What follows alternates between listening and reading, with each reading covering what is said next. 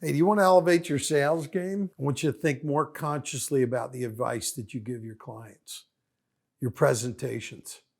See, if your presentations are off or they're missing some key components, it could compromise the deal and you don't even know about it.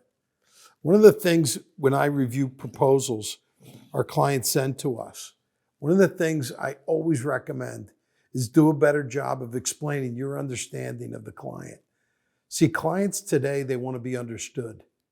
So you need a paragraph. You need to be able to, even if it's not a written proposal, is that you want to explain that you understand who you're about to give advice to. In the absence of that, they're wondering, how suitable is this advice? The second thing is, and it's in the same realm of understanding, is recap what their goals are.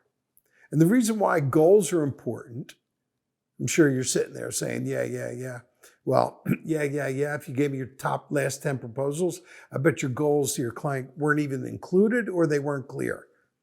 So I want you to go test that. Number one, are you including them? And number two, are they clear?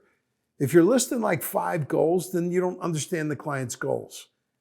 If you can't list them in 3 bullet points, then most likely you're not real clear on what the client's looking to achieve. And the second thing about goals and listing them is make sure the client's in alignment with them. Too often, the goals that are listed they haven't been reconciled with the client. They're your interpretation of what the client's looking to achieve. Here's the problem with that.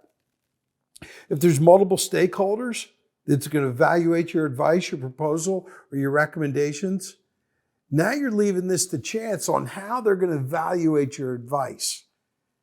So you want to get a reconciliation of those goals. And here's a little technique. Just finish it up with the big question.